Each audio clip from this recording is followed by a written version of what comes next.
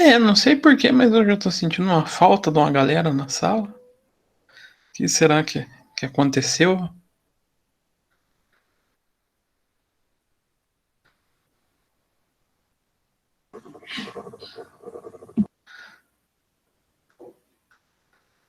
Esperar mais uns minutinhos, ver só se o pessoal aparece. Nem devia ter começado a gravar.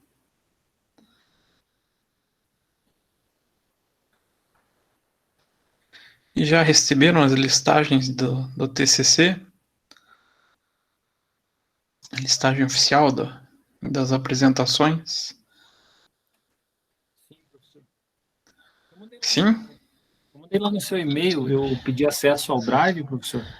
Ah, Daí eu não sei se o professor se o ah, professor já concedeu acesso, daí por garantia eu mandei no e-mail. não, mas o teu eu já até coloquei lá no Drive, não precisa nem colocar. Beleza, obrigado.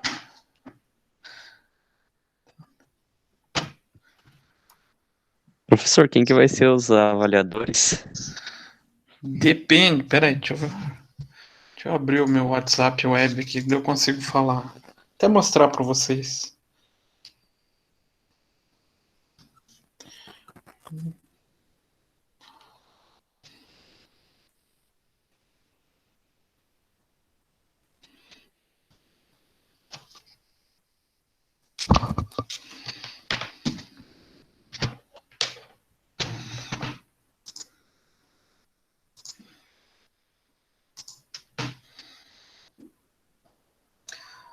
Peraí, agora deixa eu achar a planilha.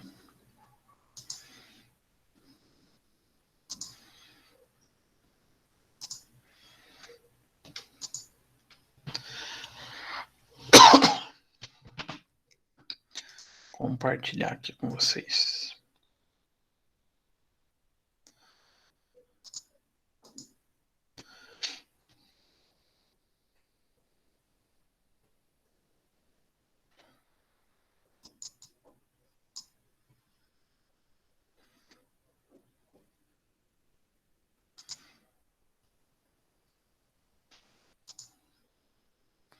Aparecendo aí para vocês?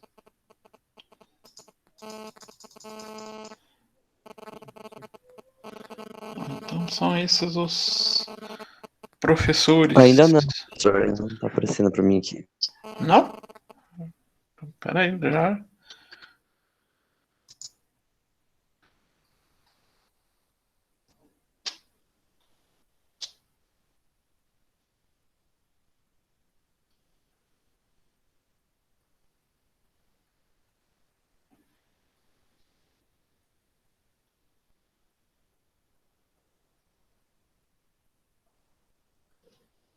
Ficou meio bagunçado essa planilha, mas tudo bem.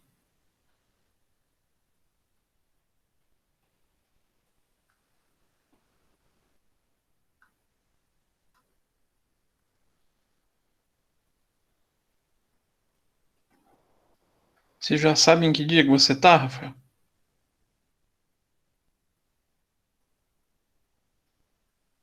Achei. Então, eu sou dia 9, 9 Dia segundo. 11 Dia 11, isso.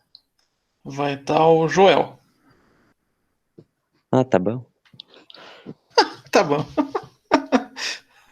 A motivação foi impressionante.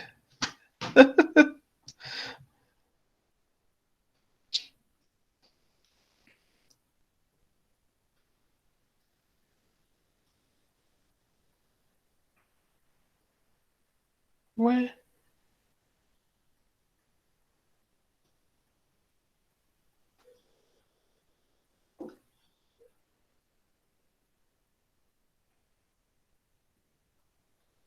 Achei que a Nubia ia ter apresentação na quarta-feira também, mas não tem.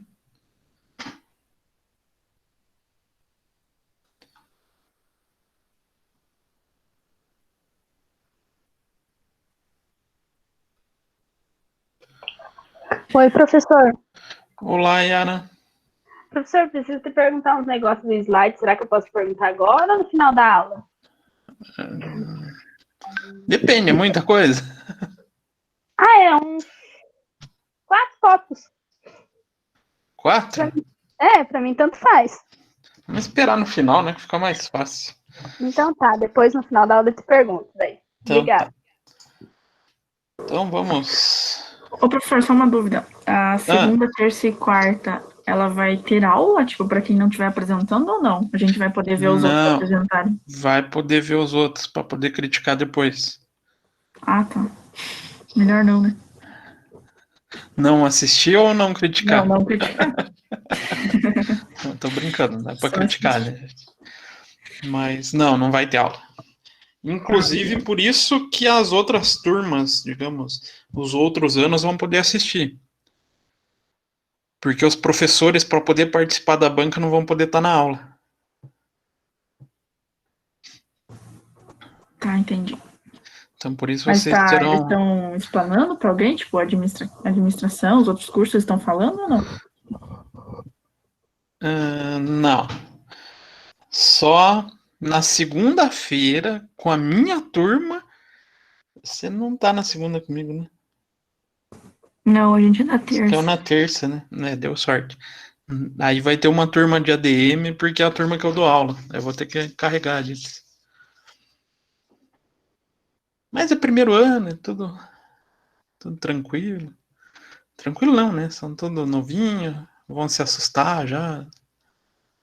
Então, vai ser light. Então, acho que podemos começar nossa aula, né? Apesar que temos quantos alunos? Quantos? Não tem 21 alunos ainda. Algo me diz que vocês estão correndo para entregar o TCC, os que não estão aí, né? Algo me diz. Então vamos. Ainda, professor, por causa da chuva. Por causa da chuva também, né? Isso hoje eu não vou. Olha, eu não sei aí, mas aqui ficou branca a rua, de tanta pedra que caiu de gelo. Não, teve lugar que foi tenso mesmo. Aqui ainda bem que não deu tanto. Que aqui se dá um ventinho ou dá granizo, já acaba a luz. Coisa terrível. Pinhais, né? Fazer o quê? Faz parte. Então, aula passada, o que estávamos discutindo, quem estava na aula, né? Então, começamos a falar de custo padrão. Lembram-se dessa figurinha? Custo padrão? Sim, não, talvez, é possível, quem sabe.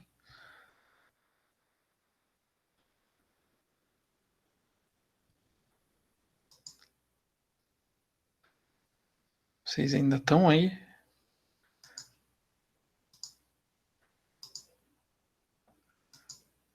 Nossa, agora virou um silêncio. Então, custo padrão, qual que é a figura que a gente acabou indicando? Por que ele surgiu? Por que ele é adotado?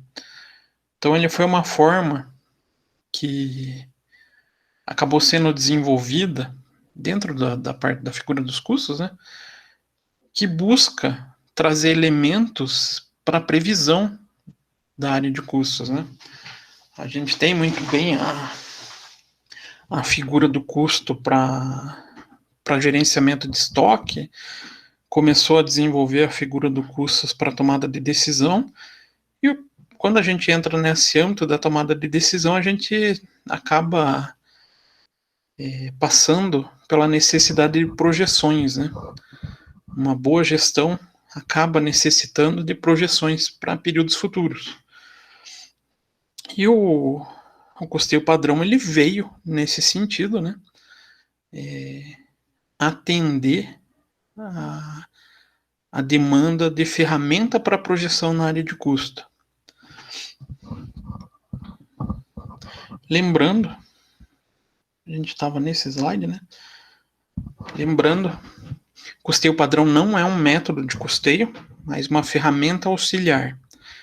Então, indiferente se a gente adota custo padrão na empresa, algum outro método de custeio deverá ser adotado. Indiferente.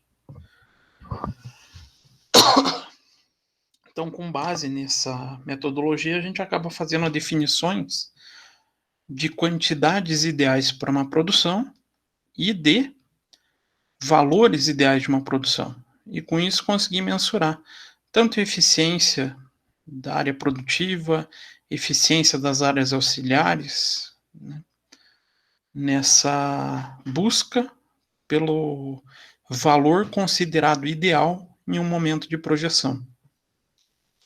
Então a gente trabalha com essas duas possibilidades de variação da forma. Se a gente vê, as duas são exatamente iguais, só tratando com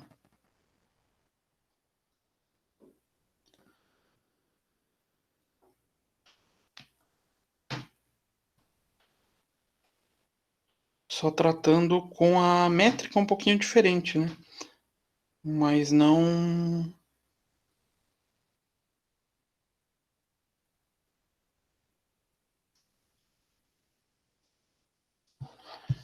tendo variação na essência. Então, primeiro aqui, quantidade de materiais.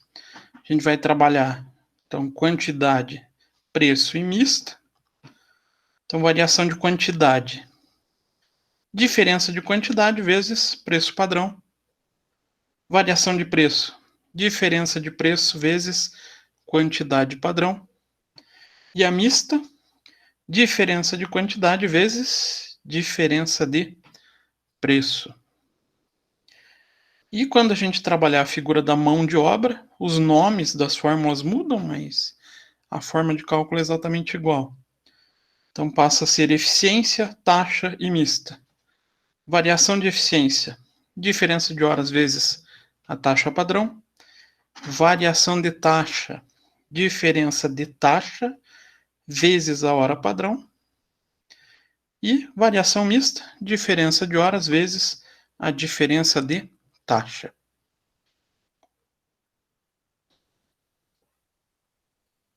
Então, eu acabei não trazendo do meu computador do escritório o material que eu ia usar, por exemplo. Então a gente faz por essa questão aqui, é uma questão do ENAD, tá? Na aula passada eu fiz usando o próprio exercício que a gente corrigiu para fazer um exemplo. Hoje a gente resolve essa questão do ENAD.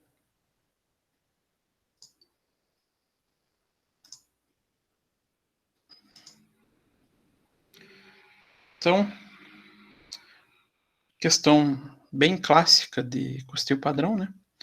O Departamento de Orçamentos da Indústria de Bebidas Figueira S.A., com base em seus custos reais do ano de 2010, estabeleceu padrões de custo de produção que formam os custos do seu único produto para o ano de 2011. Então, conforme tabela a seguir. Então, ele traz a relação do custo padrão, matéria-prima, material secundário, mão de obra direta, quantidade utilizada para cada um deles, 2 kg de matéria-prima, 1 litro de material secundário e 2 horas de mão de obra. Então, custo unitário de cada um desses itens, matéria-prima, R$ 3,00, material secundário, R$ 1,00 e mão de obra direta, R$ 5,00. Esses valores eram o que se esperava gastar como padrão no fim do exercício 2010, como projeção para 2011. Aí, no final de 2011, foram constatados os seguintes custos reais. Matéria-prima, quantidade gasta, 4 quilos. Preço unitário, R$ 2,00 por quilo. Material secundário, 1,5 litro, R$ 2,00 por litro. E mão de obra direta, 1h30 a R$ 6,00 a hora. Diante dessa informação, acerca do custo real, percebe-se que ocorreu uma grande variação nos custos. Nessa situação, as variações de matéria-prima em quantidade, preço e em quantidade e preço mista foram respectivamente de... Então, vamos fazer. Cadê o... Vamos trazer as tabelinhas.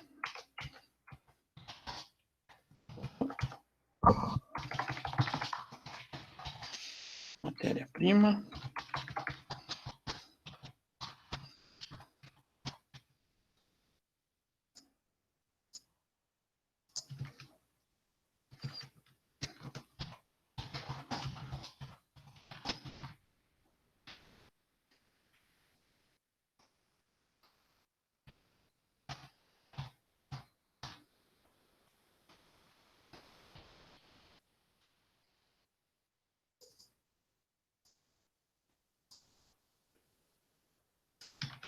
Então, 2 quilos, 1 litro e 2 horas, 5, 1 e 3. Então, esse seria o valor padrão. Aqui embaixo, 4, 1,5 e 1,5, 6, 2 e 2. Então, a primeira variação.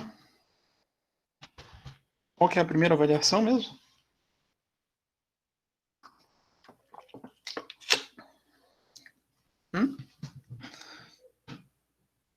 Vocês estão aí ainda? Qual foi a primeira variação?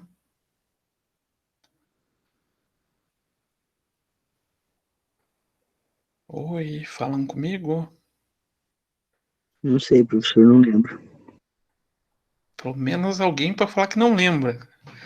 Pelo menos não me deixa sozinho falando no vácuo, né? Primeira variação.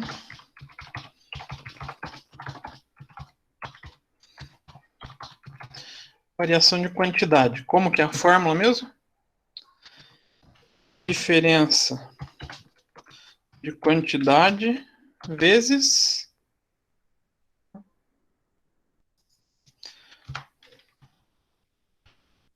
o preço padrão.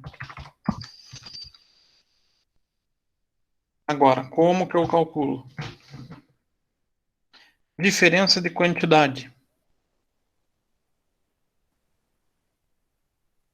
Não?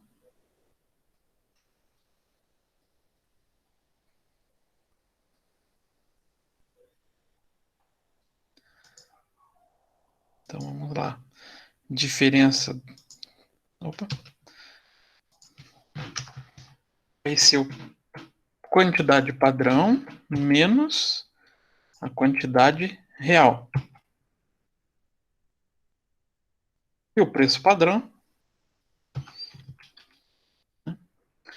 Então, multiplicando os dois.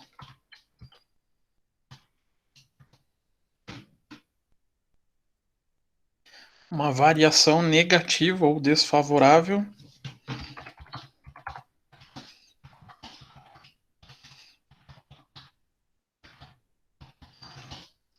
de 6. Professor, Oi? eu não entendi como você chegou no 6, desculpa, foi muito rápido. Obrigado por falar comigo, pelo menos. Então, vamos lá. A fórmula que a gente utiliza, diferença de quantidade vezes preço padrão. Beleza? Tá, que é o Diferença de quantidade. Matéria-prima padrão vezes matéria-prima... Vezes não, menos, né? Menos a matéria-prima realizada. Então, a gente gastou uma quantidade maior do que devia. O 3 é o preço padrão. Preço padrão estipulado, R$3. Então, para encontrar essa variação de quantidade, menos 2 da diferença de quantidade vezes o preço padrão, vai dar R$6 negativo. Tá, então a primeira conta é menos e a outra é de vezes, isso? Isso. Então, aqui... Dá 3 negativo. Tá. Exato. É a quantidade menos a quantidade padrão menos a real. Tá. A segunda variação que a gente calcula.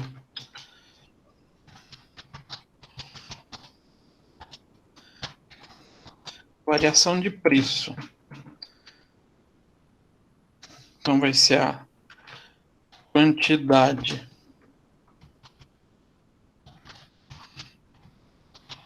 padrão menos a diferença de preço.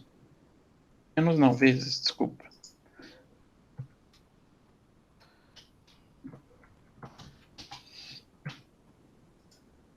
Então, quantidade padrão, qual que é? 2. E a diferença de preço? Preço padrão menos preço realizado. Então, vai ser 3 menos 2. Multiplico 2 vezes 1. Então, tenho uma diferença de preço favorável ou positiva, né? De 2. Sempre vai ser o mesmo sinalzinho aqui da frente? Não. Pode existir casos onde não bata o sinal, tá? Ah, mas aí como é que eu vou identificar, professor? Aqui, na diferença de preço, dá para ver que a gente teve uma vantagem no preço que a gente está pagando? Dá, não dá?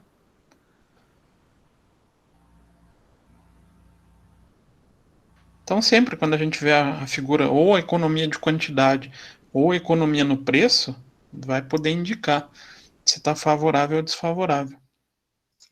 E o terceiro, variação mista.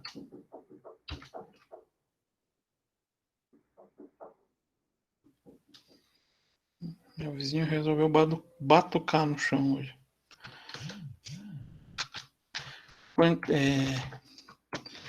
Diferença de preço, de quantidade, vezes diferença de preço.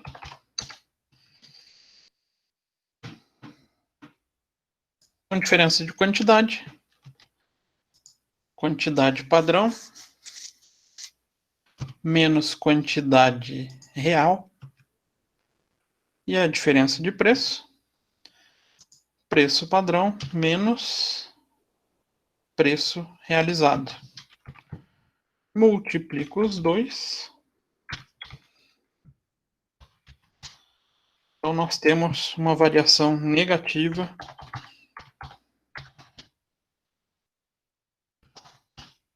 ou desfavorável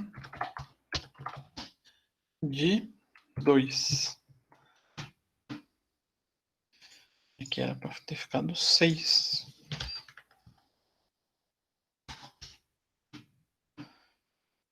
Difícil? Professor, Oi, boa noite. boa noite. Pode tirar uma dúvida? Esse 3 inicial ali da primeira variação, da onde que vem mesmo? Esse 3 aqui? Esse 3 é aqui, preço padrão. Ah, beleza. Obrigado. De nada. Michele, ia falar alguma coisa?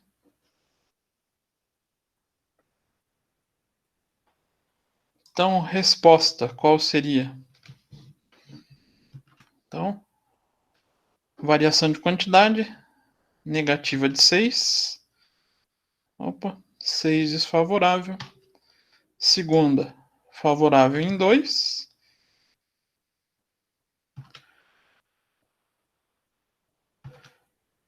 E só a última aqui. Ah, lembrei, essa questão tinha sido anulada.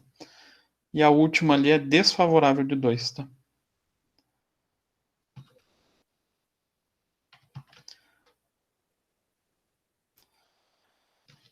E vantagens de custo padrão? Qual possíveis vantagens, então? Opa. Contabilização de estoques por valores já fixados. Posso isso? Não posso? Contabilizar valor de estoque pelo custo padrão? É possível, é permitido. Temos duas realidades distintas. Temos uma de obrigatoriedade e uma de possibilidade. Quando é possível, quando a diferença entre os valores realizados e o padrão não tem grandes alterações. Aí o CPC 16 me permite. E tem caso que eu sou obrigado. Quando eu sou obrigado a utilizar custo padrão para regularizar ou para contabilizar o valor de estoque. Quando eu tenho diferenças significativas de volume de produção que afetem o valor do custo final. Quando que isso pode acontecer? Tem casos em que pode acontecer essa obrigatoriedade?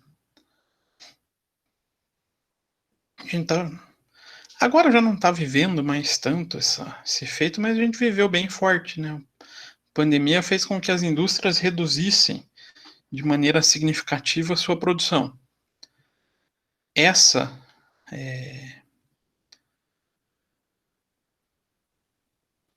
variação de produção fez com que os valores de custo não ficassem coerentes em relação à distribuição dos custos fixos.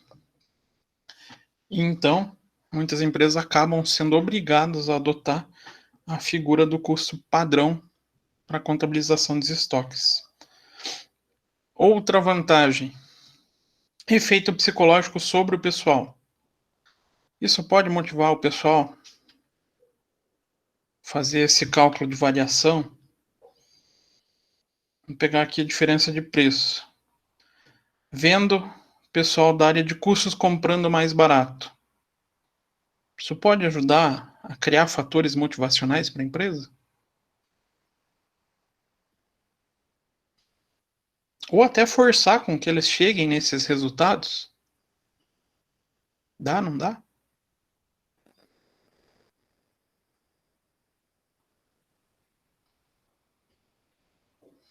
Sim, não, talvez.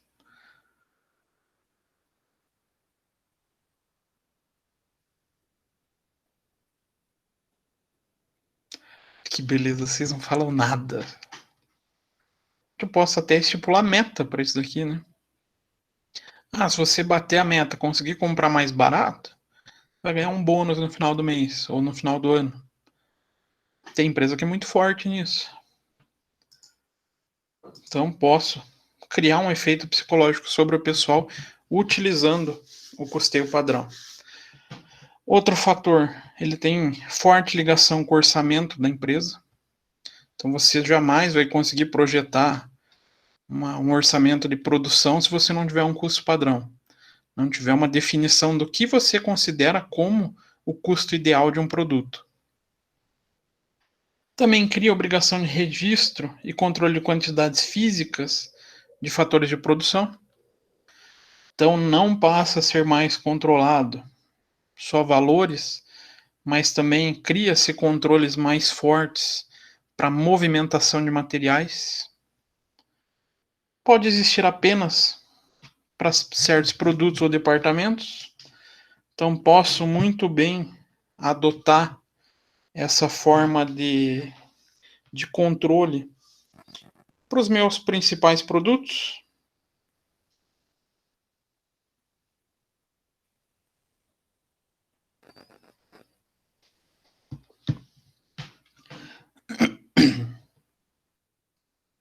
Então posso escolher a área ou setor que eu desejo implantar.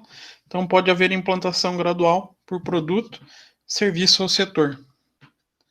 Então ele facilita a implantação no sentido de não ser necessário a implantação do sistema por completo. E desvantagens? Claro, fazer a adoção dele aumenta a carga de trabalho, carga de controle. Ele exige um bom sistema de custo real. De nada adianta você manter um custo padrão se você não tem padrões confiáveis para comparação. Ele não é um retrato fiel da realidade da empresa. Porque ele não pode ser considerado um retrato fiel da empresa, da realidade da empresa. Projeção sempre dá certo? Funciona sempre? Não, né? Muita coisa pode dar errado em projeções. Dependendo do cenário que se estiver inserido, a projeção ela se torna altamente complexa. Caso esteja fixado o padrão como conceito ideal, pode causar efeito psicológico desfavorável nos funcionários. Então, define um padrão como ideal, um padrão difícil de ser alcançado. Isso pode gerar fatores, ao contrário do que eu falei aqui, né? Tratar como motivacional, se algo inalcançável, torna-se o fator inverso. E na primeira implantação, assim como nas primeiras, vamos falar assim, estará sujeito a erros e imperfeições. Todo o processo de implantação, quando é colocado em prática,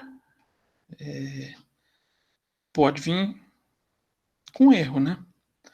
Então, projeção. Será que a gente vai prever sempre da maneira mais correta possível? Nem sempre. As primeiras vezes a gente vai errando mais. Com esses erros, aí a gente tem que ir aprendendo para melhorar essas projeções futuras. Mas as primeiras vezes vai dar problema. Então, de custeio padrão, essencialmente é isso, né? Essas 3 formulazinhas. Pode calcular para qualquer um dos itens, nada de muito complexo.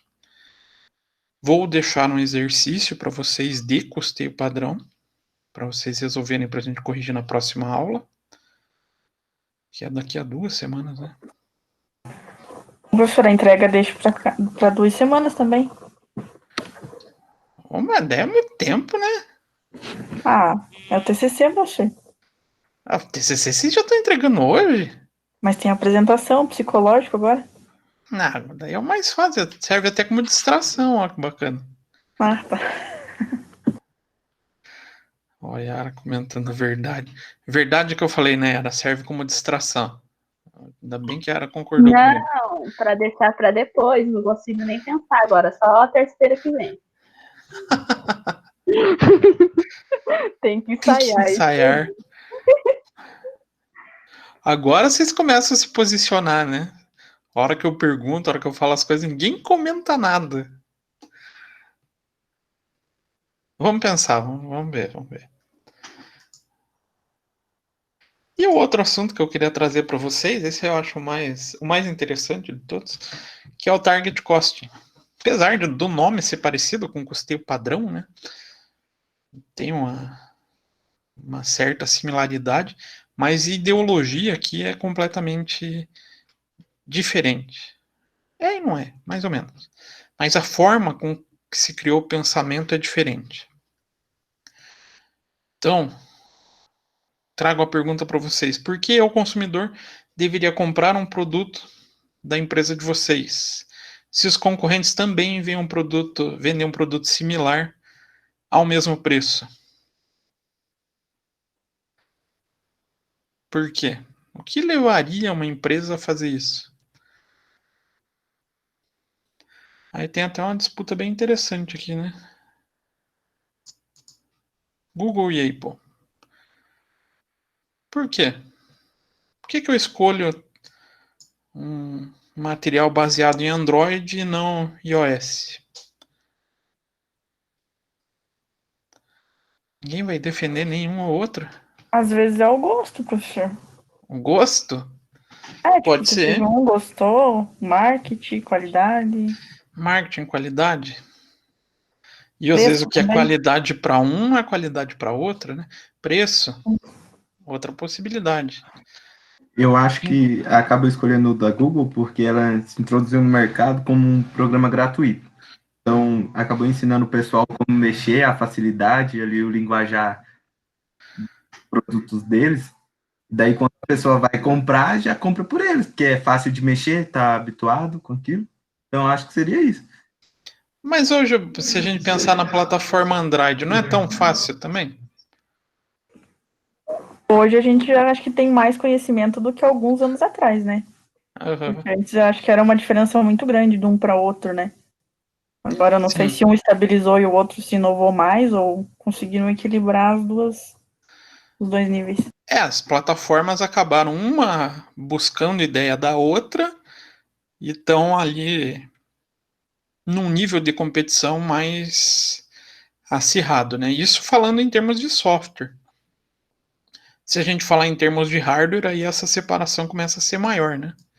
A gente pegar produtos baseados no iOS, a gente só tem produtos aí. Android, a gente já tem uma opção maior de escolha. Vai depender de outros fatores que o façam o quê? Agradem o consumidor, não é? Vai depender do gosto desse consumidor. Então, e ainda um outro concorrente que vende o mesmo produto ou serviço, ou algo semelhante, cerca de 5% mais barato. Será que eu já não vou começar a atender para esse outro fornecedor? Não é uma disputa meio acirrada isso? Então, o que realmente agrega valor ao produto ou serviço para que o consumidor decida escolher por ele e não pela concorrência. Então, agregar valor não está somente relacionado a valores monetários ou características técnicas de um produto. Também envolve meios para manter o consumidor satisfeito e que esse volte a comprar da empresa, volte a tomar a decisão de compra pela empresa. Será que muita empresa se preocupa em agregar valor para o consumidor? O que vocês acham? Hoje em dia a gente tem muita empresa que tem essa preocupação?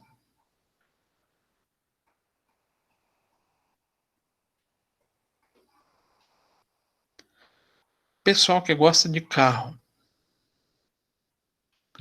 Será que existe essa preocupação hoje na indústria brasileira? Da preocupação com o cliente em relação a esse mesmo cenário que era uns 20 anos atrás? Será que esse foco no cliente aumentou? Será que não?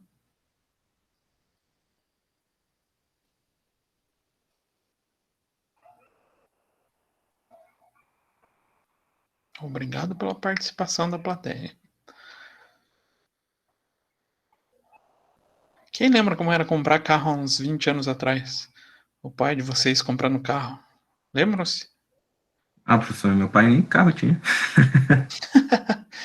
Mas carro tinha tanto, vamos falar assim, acessório igual vem hoje? Não. Acho que. Não. Eu acho que. Oi, Sandra? E a única que vai se lembrar aqui sou eu na sala. Tô vendo isso, Sandra. Não vou responder, não. Responde aí, Sandra. Me ajuda, pelo amor de Deus. E o professor quer saber como que a gente comprava o carro? Tinha tanto acessório igual tem hoje? Claro que não, professor. Nem Nossa, não tinha nada, né? carro, né, filha? Então a gente tinha uma indústria completamente indiferente com a preocupação do público, né? Hoje, essa indústria consegue se manter desse jeito? Não, né? Não tem como. a gente teve uma inserção de novos concorrentes que fez com que as grandes montadoras se preocupassem com o que o cliente realmente busca. Mas isso já não é de hoje. Quando começou, quem teve essa primeira visão de maneira mais agressiva? Então, essa maçã... Cadê meu mouse de volta aqui?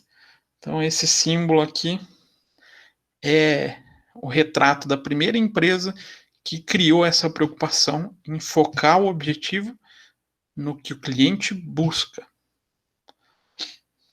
Então, como a Apple conseguiu, após uma quase falência, voltar a ser uma das maiores empresas do mundo, uma das maiores marcas do mundo. Então, foco no cliente. Então, ele investigou qual produto realmente atraía o cliente, não somente as características técnicas, mas também design e inovação. Então, lançou produtos como iPod, iPhone e Apple TV, seguindo o desejo do cliente. Então, o foco é realmente o que o cliente quer no produto. Então, eles têm uma loja na Quinta Avenida. Vocês já devem ter visto foto dela. Já viram? Foto dessa loja da Apple? Sim, não, talvez. É possível. Ninguém nunca viu essa foto dessa loja?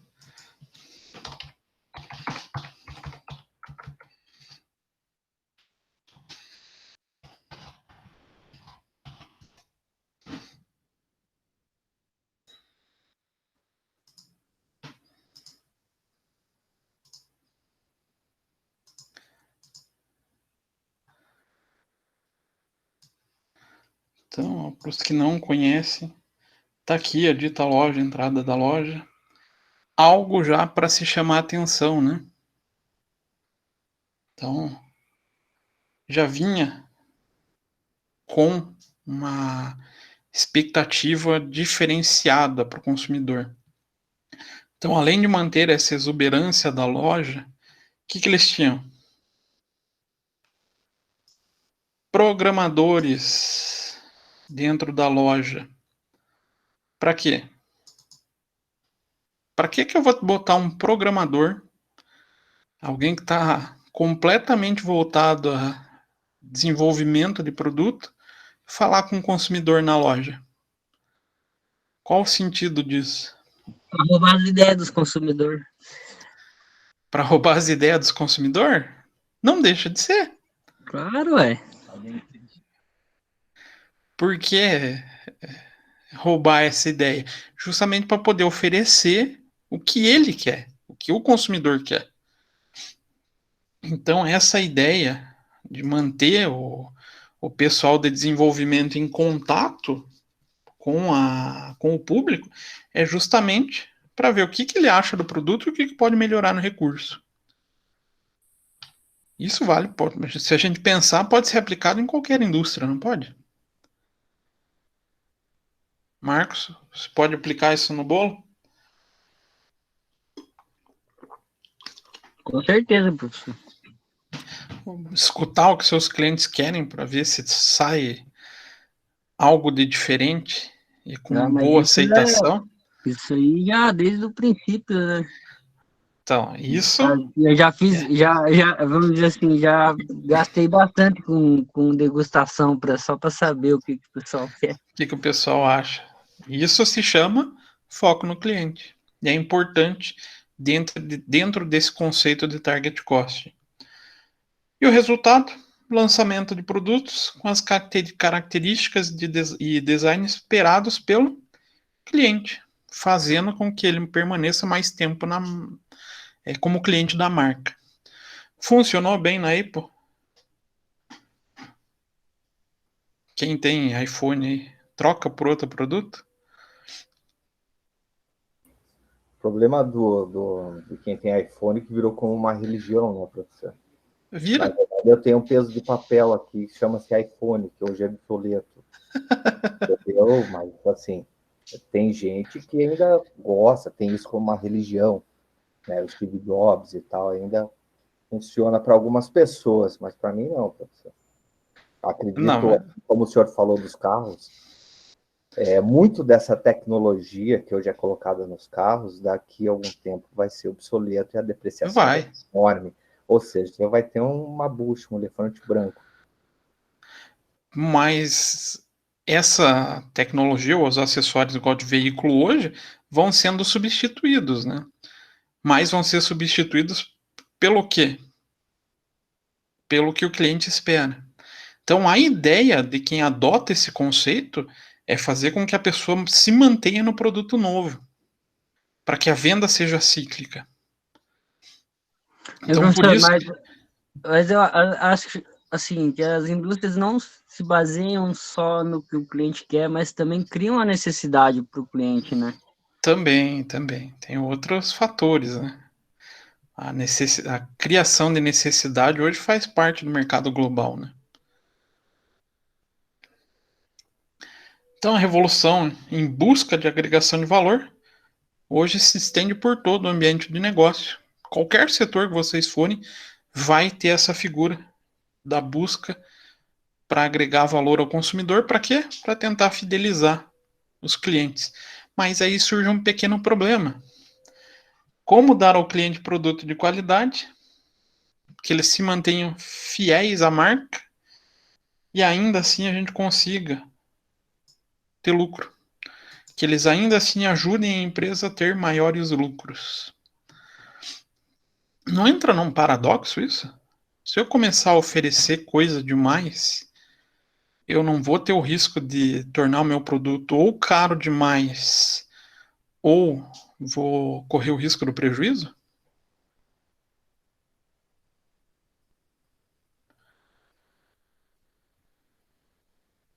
Puxar você de volta, Marcos. Se você começar a oferecer, vamos falar assim, frutas exóticas no bolo, que custem caro, porque o pessoal acha gostoso. Será que não tem um certo risco nisso tudo? Tem um risco muito alto, professor. Muito Muito alto. alto. Eu paguei aqui numa frutinha, nem me lembro como é que é, mirtilo, R$ 23, 500 gramas de fruta. E eu nem experimentei, vi contado em cima do bolo, sem saber o que o cliente estava comendo, mas a cliente pediu o tal do mirtilo, blueberry, não sei o que, e lá vai eu atrás, botando todo mundo para procurar essa porra nos mercados em Curitiba. Chama a cunhada, chama não sei quem, liga para todo mundo. E foi. Sem eu saber se o produto estava bom ou ruim, foi pro cliente. Sorte que ela gostou. Mas mirtilo é caro pra caramba. Nossa senhora, mano. Mas não corre risco ou de começar a ter prejuízo ou do bolo ficar muito caro nesse caso? Nossa, ficou caríssimo, na verdade. Nós Aí cobramos abaixo, porque minha esposa fez lá o preço de custo, e daí não sabia o preço, não achava a fruta, daí imaginou um valor X lá, colocou no custo do bolo, passamos para o cliente, daí fomos atrás da fruta, nossa, quase o triplo do valor. Eram 5 frutas vermelhas diferentes, aí foi daquele jeito mesmo. Foi só para dizer que nós fazemos qualquer coisa que você pedir mesmo. É para fidelizar, né? Mas um bolo desse, por exemplo, já não é muito viável de entrar numa linha de produção, né? Não, com certeza não é viável. Olha, é muito difícil, né? Então totalmente você... Pode falar. É totalmente fora da curva, pela matéria-prima, entendeu? É difícil de conseguir, é caro para conseguir, é sazonal, não tem não vai trazer um público tão grande, né? Não vai trazer um público grande, porque quem experimentou o bolo lá disse que a porra da fruta é amarga, não é doce. Entendeu? Aí, então, é bem difícil colocar um bolo desse em linha de produção. Então manter lucro com isso, bem complexo, né? Então, o target cost ele vem justamente tentar sanar esse grande problema, né? Figura de preço, lucro, apresentar coisa nova para o cliente. Como é que eu consigo agregar todos esses fatores e ainda assim ter uma empresa competitiva? Então, quais são os custos relevantes para a decisão na formação do preço de venda? Igual que o Marcos falou ali, vai comprar o mirtilo. Será que ele é relevante para formar o preço? Vintão 500 gramas, né, Marcos? Qual o 23 custo-alvo? quilos, não esqueço nunca mais o preço dessa porra. Qual o custo-alvo para a organização para formar o preço de venda dela? Quanto que eu precisaria ter como gasto padrão, esperado, conseguir atingir e ainda assim conseguir oferecer um preço de venda aceitável? Então, target cost ou custeio-alvo é um processo de planejamento de resultados, bem como gerenciamento de custos e preços, que se fundamenta em preços de venda estabelecido pelo mercado e nas margens objetivadas pela empresa. Então, a essência do target cost é o quê? Montar toda a minha estrutura de custos baseada em quem? Cadê preço de venda? Então, tudo que eu vou definir como custo ideal vai estar pautado no preço que o mercado aceita, menos a margem de lucro esperada pela empresa, vou ter como limitador de gastos para novos produtos ou para produtos. Isso será que é um cenário bem real? Bem atual, vamos falar assim?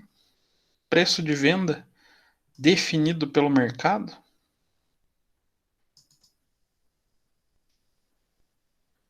Será que hoje a grande gama dos produtos que a gente tem limitadores definidos pelo mercado para aceitação?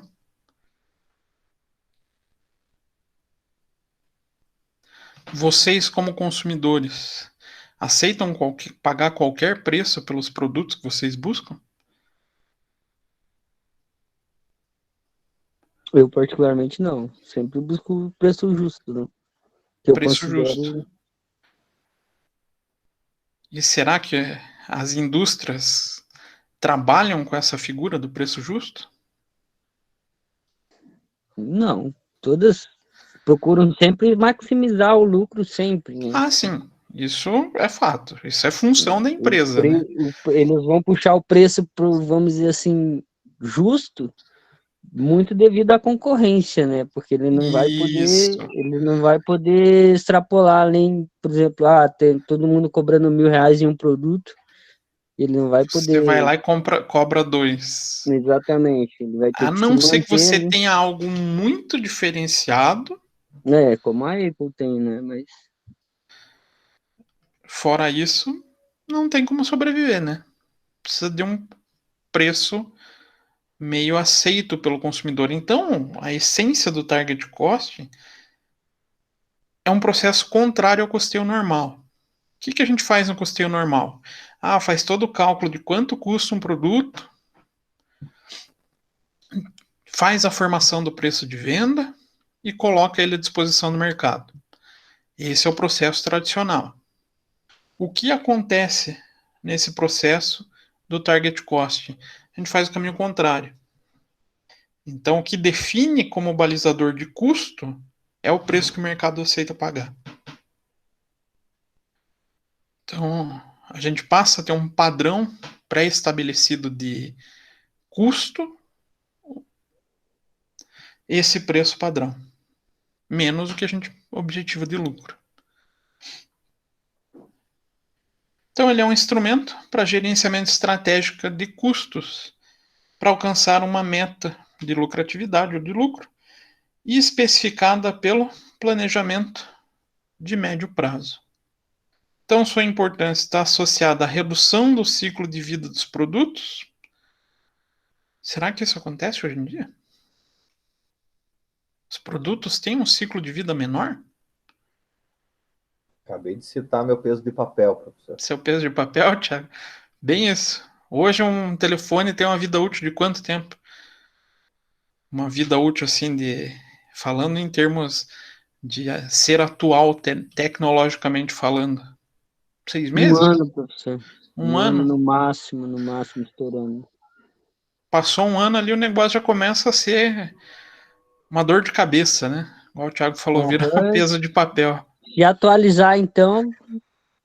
Aí já começa a travar um monte de coisa, né? Nossa senhora. Eu tô com o meu há 3 anos aqui, ele vive pedindo para atualizar, e eu falei, não, você nunca vai receber na minha mão. Você tá rodando, não vai atualizar porra nenhuma. Mas por que essas atualizações interferem no produto? A atualização não é para deixar o produto mais próximo do cenário que eles têm como ideal hoje? E o cenário ideal é definido para o produto novo, né? Se você atualizar, com certeza ele vai ficar mais lento. Logo, logo você vai estar pensando em quê? Trocar de produto. Então, a gente tem fora que algumas dessas atualizações, elas vêm para depreciar, deixar o eletrônico mais lento, né? Tem essas maioria dessas empresas, a maioria, eu acho que não, todas dessas empresas de tecnologia tem um setor que já estabelece o prazo que aquele produto vai ter, né, cara? Então...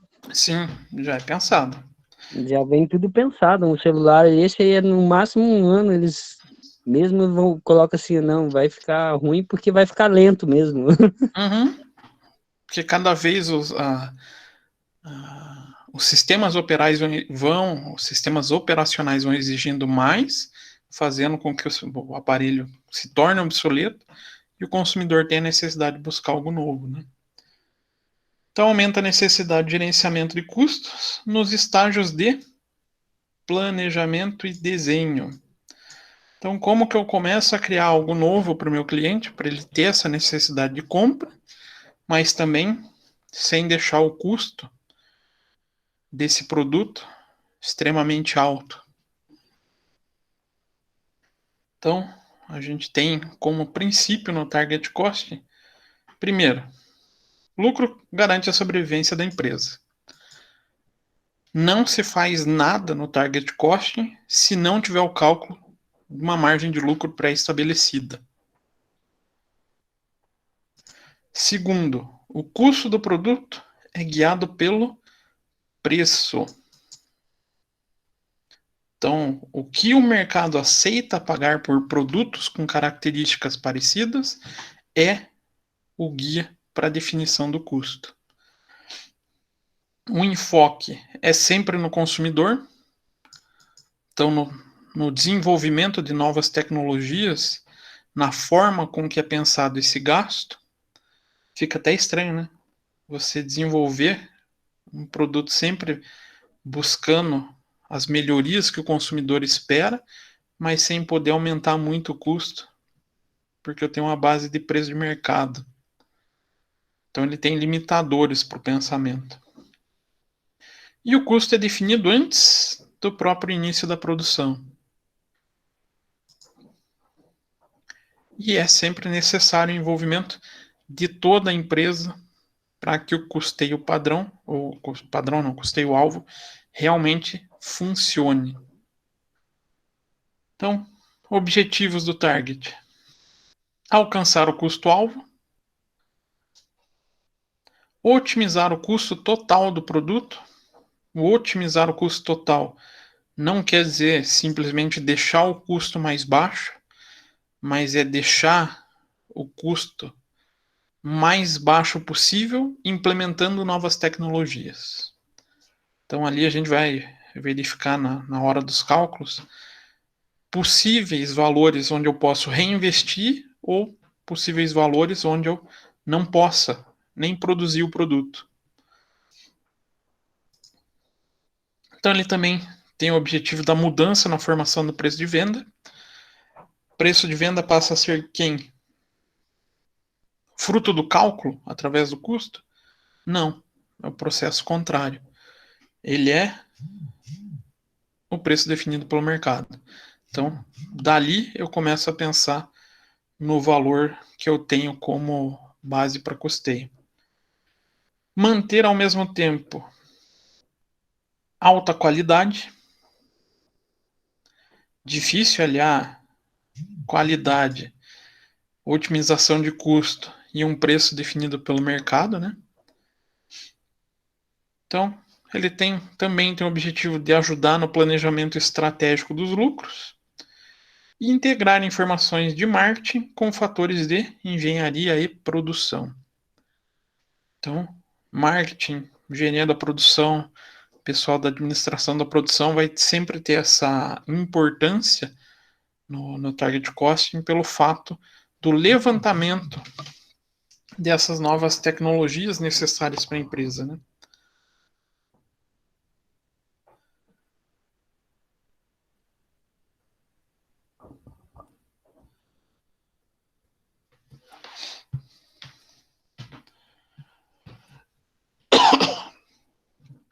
E possíveis razões para o uso do target cost. Obtenção do processo fabril mais eficiente. Então, sempre tentando maximizar o valor do produto em relação ao gasto que a gente tem para a produção dele. Redução de custos na automação industrial. Então, empresas que buscam o target costing, em geral, são empresas que têm uma linha de produção com uma tecnologia maior, com custos de produção menores. Então, ele busca a majoração da lucratividade da empresa. Produção com qualidade diferenciada para poder atender a expectativa do cliente. Um ciclo permanente de desenvolvimento de novos produtos. Então, vou criando a necessidade dos meus clientes, dos meus consumidores, perante esses novos produtos. E a criação de novas faixas de mercado. Então, em geral, empresas que adotam o target cost têm essa característica.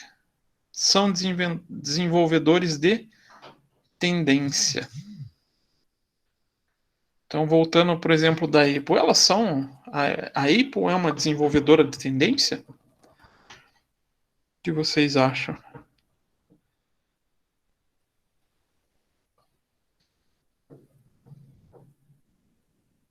Sim, não, talvez.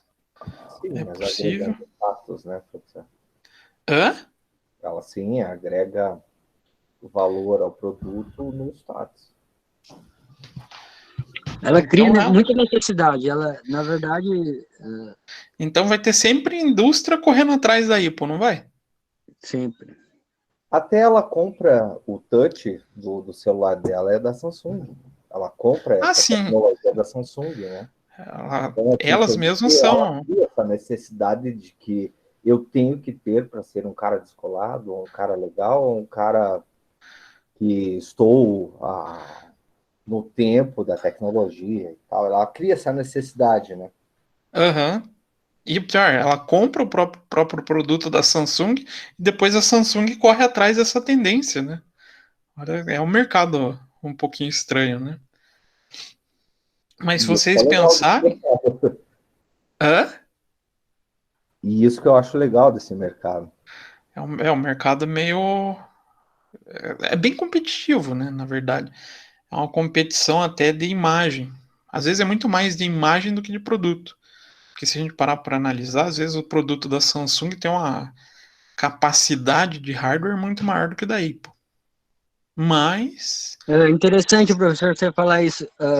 Meu irmão e a minha esposa, cada um tem um celular de uma marca. Só que a gente percebeu que o design dos celulares são exatamente iguais, da Motorola, Samsung e da Xiaomi. A mesma coisa, exatamente o mesmo design, posição da câmera, posição de tudo. Só que muda que o do meu irmão, o carregador entra por cima só. O resto é tudo igual, exatamente igual.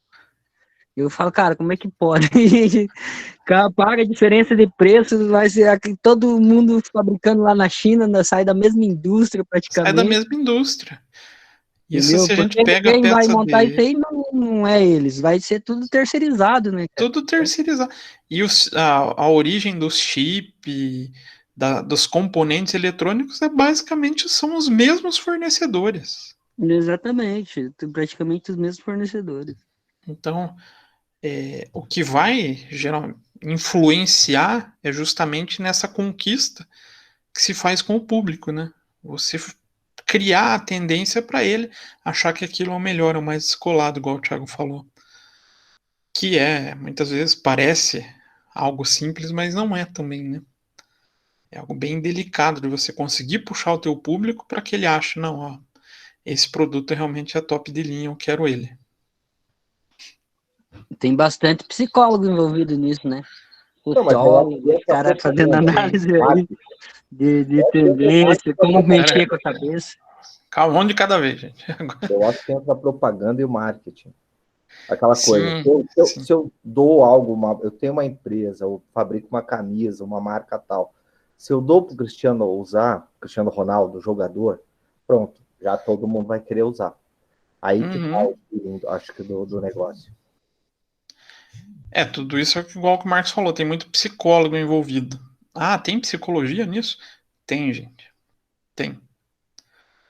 Se vocês analisarem, até a própria disposição de gôndola no mercado tem esse estudo. Não sei se já pararam para perceber, mas Sim, a altura dos chocolates fica na altura das crianças.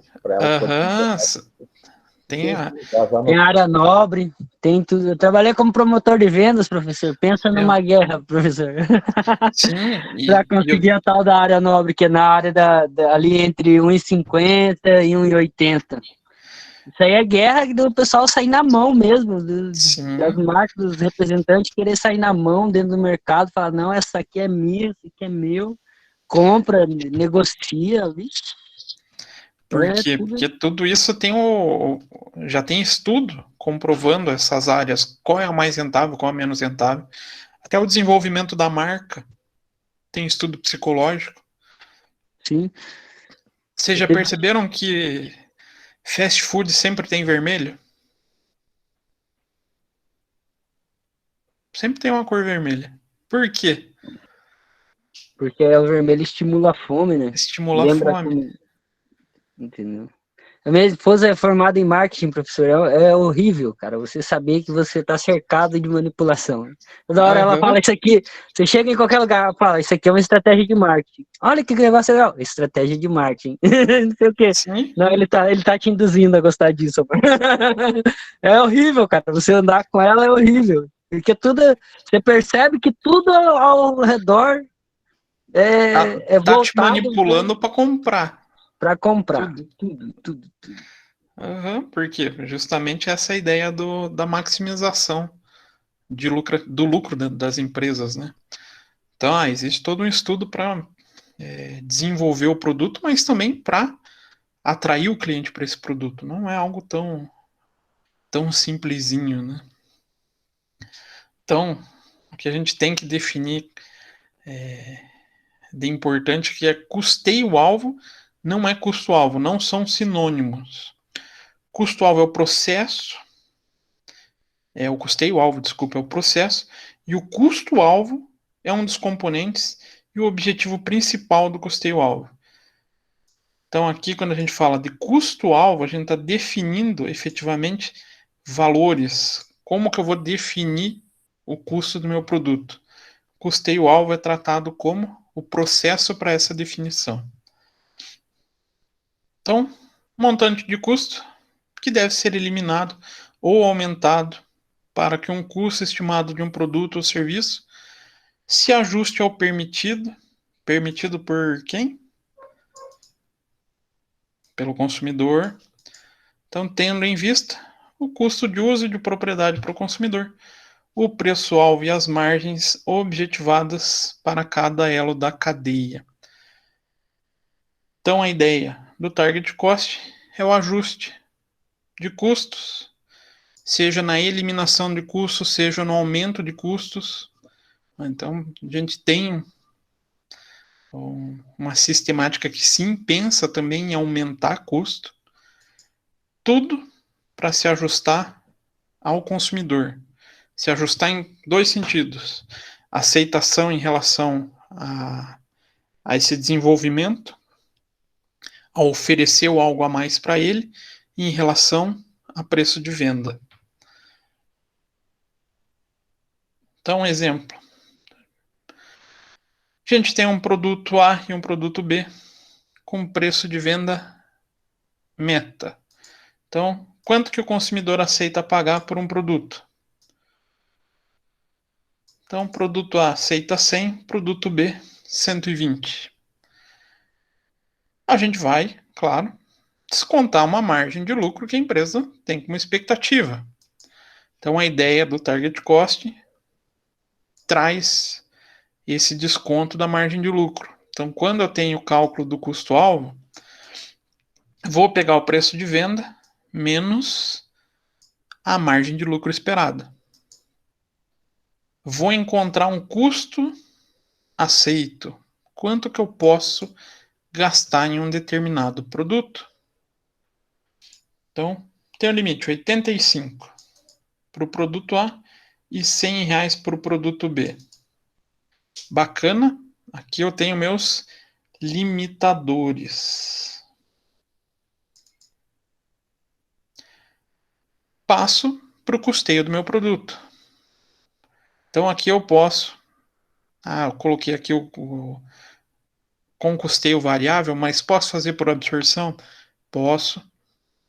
O Target Costing não é um método de custeio. Tá? Ele, assim como o custo padrão, ele depende de outro método para complementar a sistemática.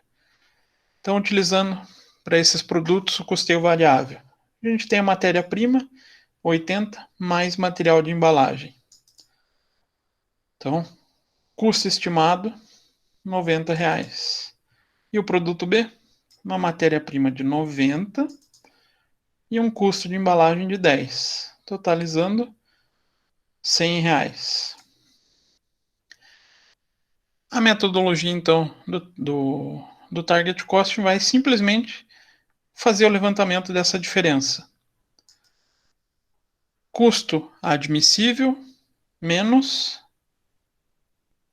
o custo estimado. Faço esse cálculo. A diferença me dá duas opções. 3, na verdade, né?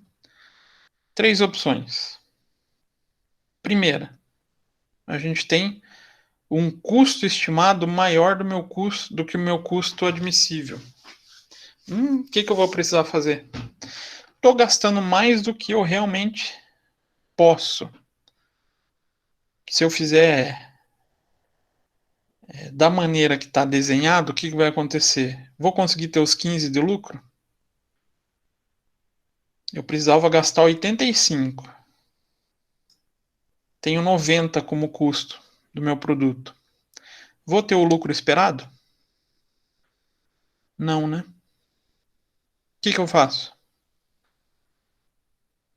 Não posso mexer nesses dois itens.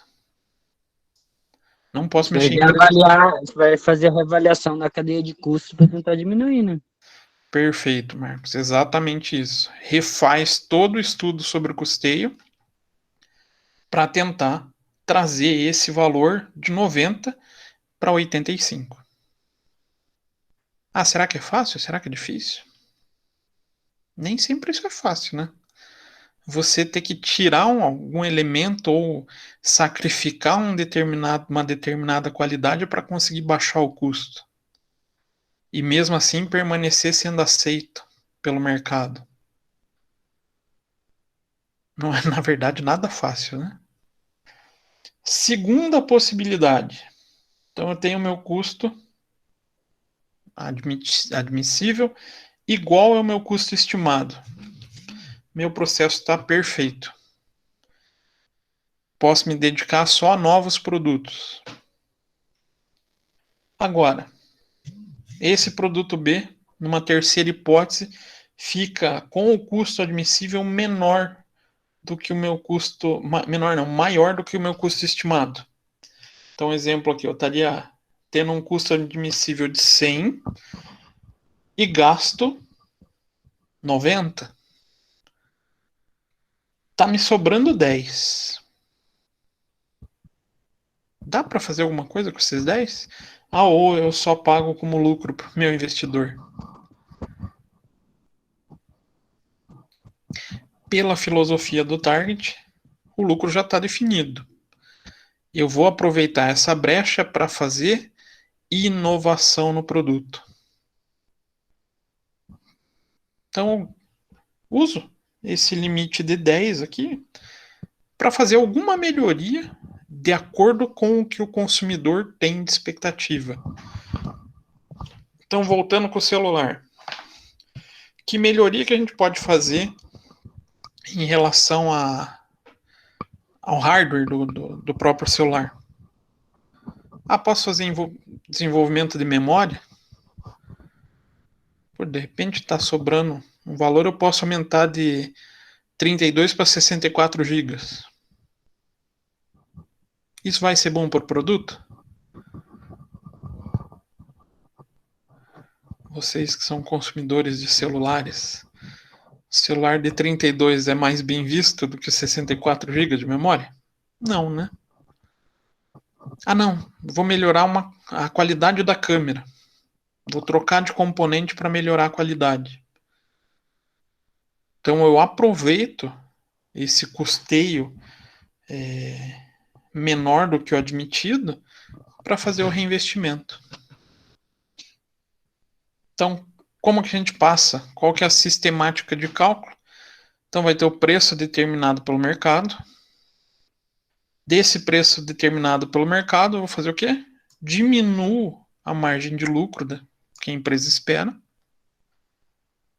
E assim eu determino o custo máximo admitido. Quanto que eu posso efetivamente gastar? Com base nesse custo máximo, eu diminuo o meu custo estimado. Aqui pode ser também chamado de custo padrão. Aqui entra o custo padrão. Diferença entre os dois vai gerar esse gap. Com base nesse gap, a gente tem as decisões. Então, gap igual a zero. Então, meu custo máximo admissível é igual ao custo estimado. Não faço nada, coloco em produção e disponibilizo para venda.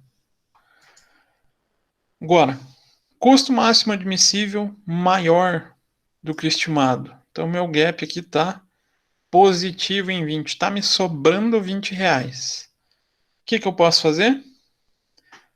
Revisão de projeto, melhoria do produto, desenvolvimento do produto. Até quanto? Tenho R$20 para melhorar esse meu produto. Agora, como é que eu vou utilizar esses R$20? Com base em quem? Aí entra a figura do marketing, entra a figura da engenharia de produção, a área de desenvolvimento, que vai poder fazer a melhoria de acordo com o que o consumidor espera. E vai ter o caso contrário, né? Onde a gente tem um limite de 100 e está gastando mais do que deveria. Então, a gente está tendo um gap negativo de 20. Então, a gente faz a análise do produto, buscando reduzir os componentes do custo. Então, a gente vai buscar reduzir o custo desse produto.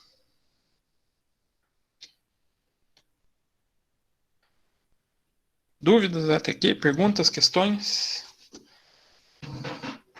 Nada?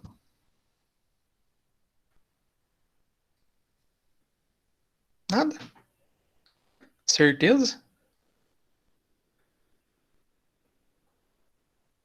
Certeza, certeza? Nada de dúvida. Tem uma galera aí que eu tô com a vontade de derrubar da sala para ver se ainda tá na sala. Se ainda estão prestando atenção em mim, se estão assistindo novela, mas tudo bem. Então, composição do custo estimado pode variar de empresa para empresa e vai depender do quê? Olha lá, alguém botando fogo ainda, derruba. Se a pessoa não... Não, professor, tô aqui. Se a pessoa não voltar, daí a gente já sabe, né? Porque tá assistindo novela. Então, a figura do custo estimado ou do custo padrão vai ter que levar em conta qual o método de custeio que a empresa adota. Ah, não, ela adota o variável, ela adota o direto por absorção, ela adota o ABC. E com base nesse custeio é que ela vai trazer esses valores para custo estimado ou para custo padrão. Então, target costing não é um método de custeio, tá? A gente depende de outro método de custeio para conseguir fazer a implantação do target costing, senão não funciona.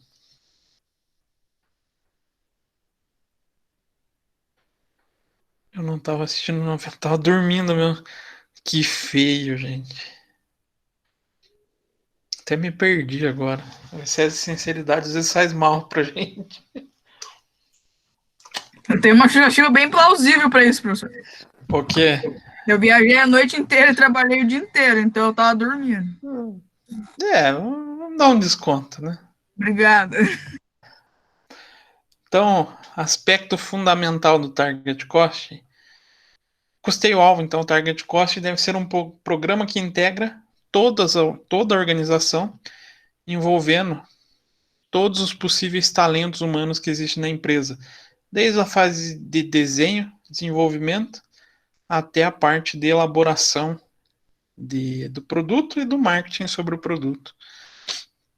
Então, uma empresa não consegue trabalhar efetivamente com o target costing se não tiver uma participação de todas as áreas. De nada adianta ter uma área focada, uma área de desenvolvimento de produtos focado no cliente, se a gente não tem a área de finanças e de contabilidade indicando valores possíveis para o gasto. De nada adianta a gente ter indicação dos possíveis valores para o gasto se não tem uma área de marketing pesquisando o que o consumidor quer. Também de nada adianta a área de marketing pesquisar as coisas se a gente não tiver uma equipe qualificada para desenvolver esses novos produtos. Então acaba sendo importante essa participação. Então o método não se limita somente ao desenvolvimento de novos produtos, mas aplica-se também a produtos já existentes, para os quais a gerência busca reduzir custo de produção ou mesmo implementar melhoria. Tem produto que passa por melhoria, surge com novas características mesmo depois de já ter sido lançado? Se tem uma indústria que é campeã em fazer isso. Todo ano, professor, tem. Todo? Qual? Indústria automotiva, todo ano.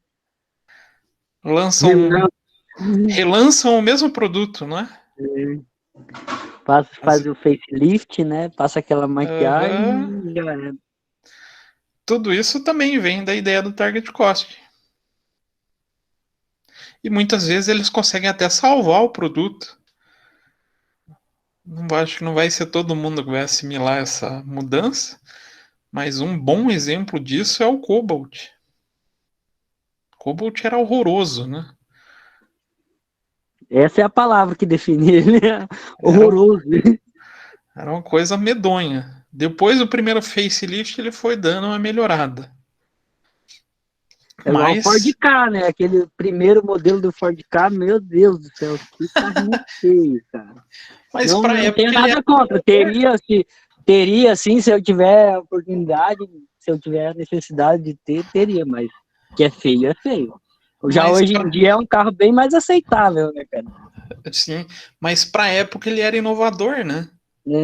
Se parar pra pensar, a gente vinha de carros quadrados. Exatamente. Daí surge aquela casquinha de ovo, um motor super tecnológico. Mas ganhou um bom público com essa mudança. Louco. Mesmo sendo feio, eu também concordo. O sucesso dele é gigantesco, foi gigantesco. Então a gente tem áreas que pegam o produto que já existe e vai fazendo essa melhoria, esse desenvolvimento. Então, igual o que eu falei para vocês, pegar um modelo de celular e ampliar a memória dele. Então a gente pode ter inúmeras áreas fazendo isso, assim como também daí as indústrias que desenvolvem um novo produto, né?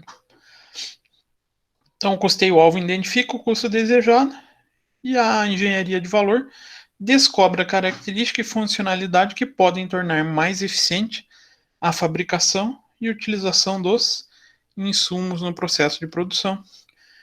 Então o pessoal da engenharia de produção também vai conseguir participar nesse processo, sempre que eles conseguem deixar a produção mais eficiente, tende a fazer o quê? Gerar esse cenário, meu custo estimado começa a ficar menor e me permite, então, ter uma brecha ou uma margem para desenvolvimento desse novo produto. Então, o que seria considerado essa engenharia de valor? Interação dos segmentos da organização. Então, a engenharia, o que ela pode participar nesse processo? Melhores tecnologias, desenvolvimento do novo produto, desenvolvimento de componentes para ser aplicado ou até retirado do produto. Área de marketing, analisar o comportamento do produto no mercado. Ninguém melhor do que eles para saber se o consumidor está aceitando ou não, né? Pessoal da área de compras. Então, buscar fornecedores capazes de suprir processo produtivo com qualidade, obviamente, e preço. Aí que vem a dificuldade na área de compras, né? Aliar qualidade e preço. Fazer esse tipo de compra é difícil, né? Comprar, teoricamente, é fácil. Agora, comprar com qualidade e bom preço, aí já se torna um processo bem difícil. E claro, a área de finanças, a área de contabilidade, suporte nas definições de estratégia financeira, apuração de custos, planejamento, orçamento e demonstração financeira. Então, com esse mercado, com essa união das áreas, a gente consegue ter esse melhor aproveitamento da nossa área industrial. Então, o processo de target cost, no todo, não só no cálculo, como que é feito. Precisamos de pesquisa de mercado. Então, com pesquisas de mercado, se faz análise de competitividade e a definição dos nichos que a gente pode participar. Então, tudo se inicia com o conhecimento de mercado. Agora, conhecer mercado é fácil, gente?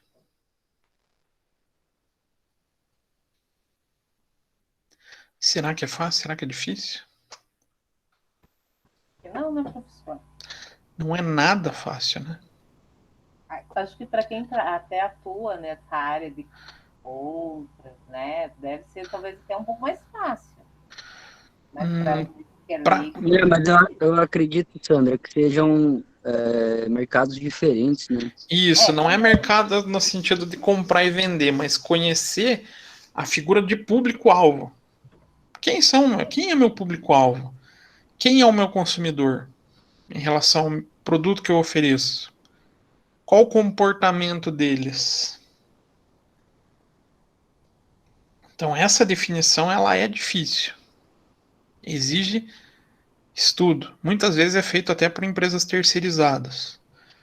Feito, eu conheço quem eu vou, vamos falar assim, ter como público, eu vou buscar capital. O que esse consumidor quer? O que eu preciso para atender o meu consumidor? Então, o Thiago falou uma situação interessante. Dá uma camisa pro Cristiano Ronaldo usar. Será que isso vai funcionar com qualquer consumidor? É só com o público de futebol, né? Que gosta de futebol. Que gosta de futebol. Um cara que vai gostar de automobilismo ou de aviação, ele vai estar um pouco se lixando para isso. Porque aquilo não chama a atenção dele. Quem é Cristiano Ronaldo para ele, né? Agora, então, se você pega um cara que que gosta, por exemplo, de Fórmula 1 e você colocar no Hamilton, você vai atingir. Já vai ter esse efeito. Para nós mulheres não vai ter muito efeito, não. Então. Mas aí vai depender do tipo de produto. Então, justamente isso que o professor está esclarecendo. Foi um exemplo de colocar de atleta, assim, digamos. Então, mas o nicho de mercado, como você está falando, eu não acho que é tão difícil assim de saber, até porque a gente sabe que a população daqui a uns 20 anos vai ser muito mais velha, devido às pessoas não terem tantos filhos. Sim. Então, assim, se eu abro uma academia para a terceira idade, daqui 20 anos, eu sei que eu vou ter um nicho de mercado. Hoje já está ganhando, né? Hoje já tem bastante espaço. Um nicho de mercado, entendeu? Então, assim, eu acho que não é tão difícil assim de analisar. E com relação ao Cristiano Ronaldo... que a nossa formação, ela não é tão voltada para essa identificação, né? Sim, mas eu já identifiquei. Mas, assim, a relação do Cristiano Ronaldo foi só um exemplo. Sim, mas é que eu peguei o gancho do exemplo. Vender o meu produto, independente se for o Cristiano Ronaldo, ou se for a Kim Kardashian, ou sei lá quem for. Eu vou saber o meu nicho de mercado, entendeu? E eu vou colocar, se eu vendo produtos femininos, eu vou a Kim Kardashian, sei lá quem. Se eu vou para um lado mais esportivo, eu vou pegar um atleta. Entendeu? Então, não necessariamente que seria apenas isso. Foi só não, mas eu só usei o teu gancho para trazer essa ideia, né? Quem é o meu consumidor e como que eu vou cativar ele? Então, eu vou ter que fazer as escolhas de acordo com esse público, né? Hoje tem uma polêmica bem interessante em volta dessa questão de desenvolvimento, né, de produto para o público específico com a relação dos dados, né, das redes sociais, né? Que existe essa polêmica da venda, que é justamente esse dado de perfil de consumidor, né? Que nem pro Facebook, ou pro Instagram, ou pro TikTok, para eles não interessa o seu perfil de consumidor, né? Mas para o cliente dele interessa. Então aí é onde é o público que eles vendem, né? Eles vendem horas ali. A grande maioria da receita dessas empresas é justamente nessa base de dados, né? Exatamente, vender esse perfil de consumo para as empresas de análise, né? Sim. E olha, isso faz... Posso dar um exemplo aí, professor, como a Adidas fez com uma banda de hip hop chamada Run DMC? Pode. Todo exemplo é bem-vindo. Mas, assim, teve uma Adidas que deu esse tênis para Run DMC usar nos anos 80, final dos 90. Hoje é um tênis super popular entre mulheres e homens. Porque uma banda de hip hop dos anos 80 usou. Hoje todo mundo, você sai no centro, você vê aquele tênis branco com lista preta. Sim, é independente verdade. Se é homem ou mulher. Mas tudo isso feito com a ideia da entender o público, né?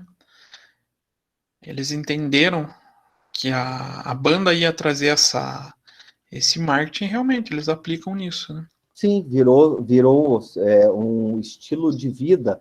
Quem usa esse Adidas é um cara mais descolado. E aí as pessoas começaram a usar. Então, independente se é o Cristiano Ronaldo, se é homem ou mulher, os seus interesses, como eu vou investir isso, pode ser que seguramente me traga um retorno muito grande. Sim. E olha como pensam nisso. A grande Diga-se. É você saber qual é o teu público-alvo, né? Sim. Qual o mercado que você quer, seja lá... Que você quer para você conseguir desenvolver esse trabalho, né? E daí fica mais fácil a partir do momento que você tem o seu público-alvo, você sabe o que você quer, é mais fácil, né? Isso. Então é justamente isso. A gente define quem que é o público. Entendi. Quem que eu quero atuar. Quem que eu vou buscar como cliente. Aí eu vou para a próxima fase, que é o quê? Entendo quanto que esse mercado aceita pagar pelo produto. Isso é importante, né? O professor queria o pessoal participando, tá aí. Não, mas é assim que fica bom, gente. Porque a gente falando sozinho é a pior coisa que tem. Então, defina o preço do produto. Defino não, né? Eu entendo, eu busco no mercado quanto que o pessoal aceita pagar. Ah, isso tem influência no meu consumidor? No meu nicho? Tem, né? Então, determinado público vai ter mais capacidade aquisitiva, determinado vai ter menos, e cada um vai focar o seu produto nesse nicho de mercado. Então, por exemplo, voltando ao celular, tem gente que vai focar no público que tem pouca renda?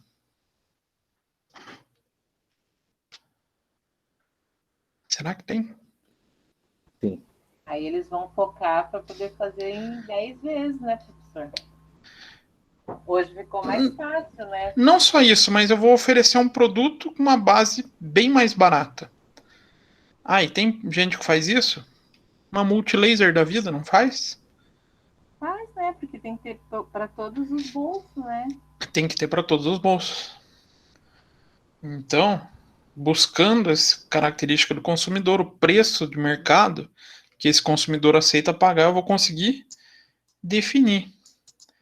Qual a característica do meu produto? Que produto que eu vou vender? Claro, levando em consideração quanto que eu quero buscar de margem.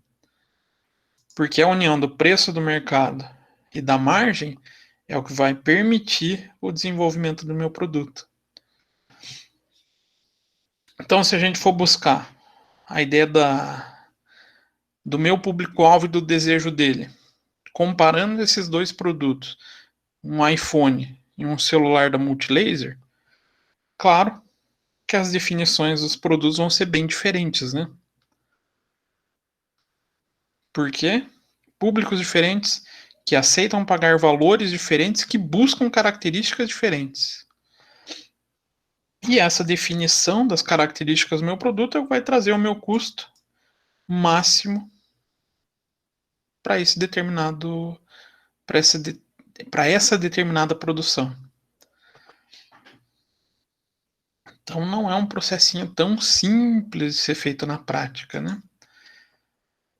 Então o modelo tomada de decisão varia de caso a caso e geralmente envolve a fixação de resultados esperados para o período de previsão. E mesmo que os parâmetros para a tomada de decisão sejam razoavelmente quantificados, sempre serão aproximações da realidade. Por quê? Por causa da existência da subjetividade nos dados. Então, nas formas para coletar, mensurar e processar dados utilizados para a tomada de decisão. Tudo que envolva planejamento para períodos futuros sempre vai estar sujeito ao quê? A erro.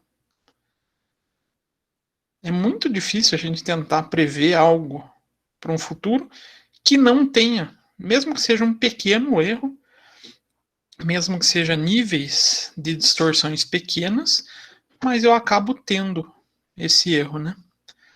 Então, para o target costing, claro, para desenvolvimento desse custo máximo e a relação com o custo padrão, serão previsões que vão estar, sim, suscetíveis a erros, né?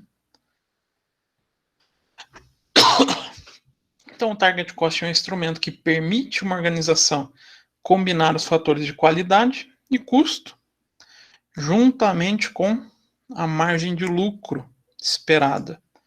Então, não centra, não se busca unicamente reduzir custo, mas sim na geração de lucros, consolidando os custos no estágio também do projeto.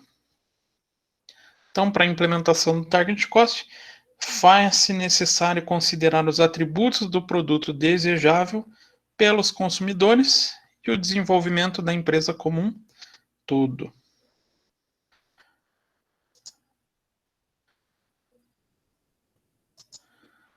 Então, hoje, ficarei só na teoria do Target e na próxima aula a gente vai efetivamente passar para um exemplo prático de como a gente trabalha essa figura do target. Então, com base Daí vai ser um estudo de caso mesmo que a gente vai desenvolver, trazendo elementos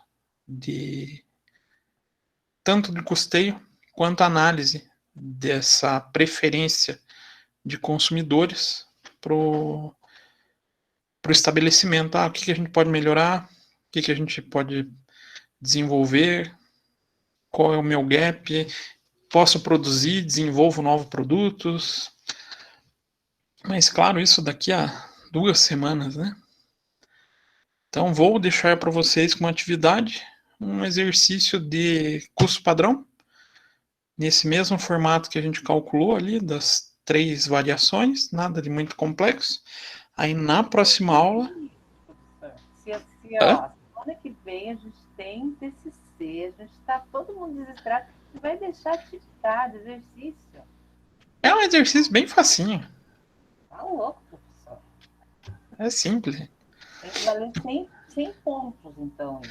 Vou estudar a ideia de poder entregar na próxima semana. Fora na próxima segunda, na outra.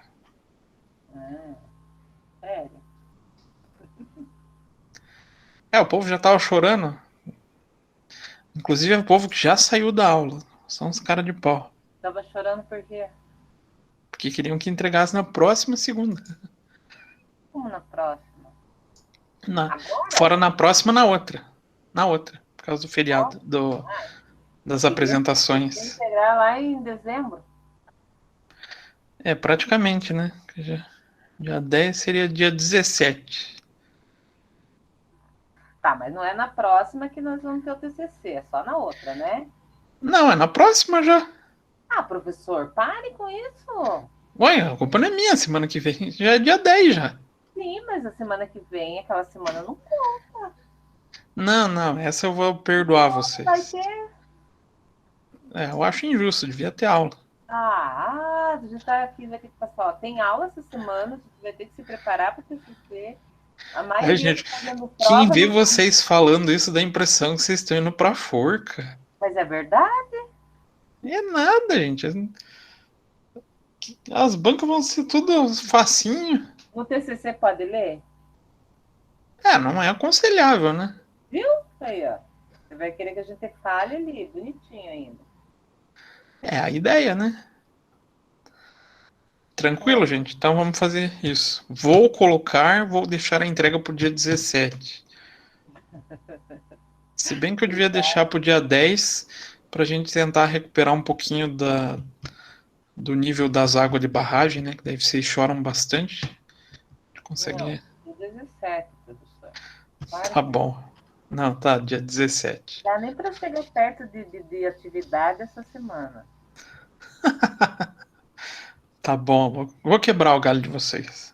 Viu? Esse povo que tá aí, ninguém nem fala e chora comigo. Só deixa eu chorar sozinha aqui. Mas teve o pessoal que chorou antes de começar a aula, Sandra. É que eu gosto de chorar com a aula gravando, entendeu? O pior que tava gravando também. Hoje eu comecei a gravar cedo, aí peguei o choro do começo da aula também. Obrigada. Beleza, gente?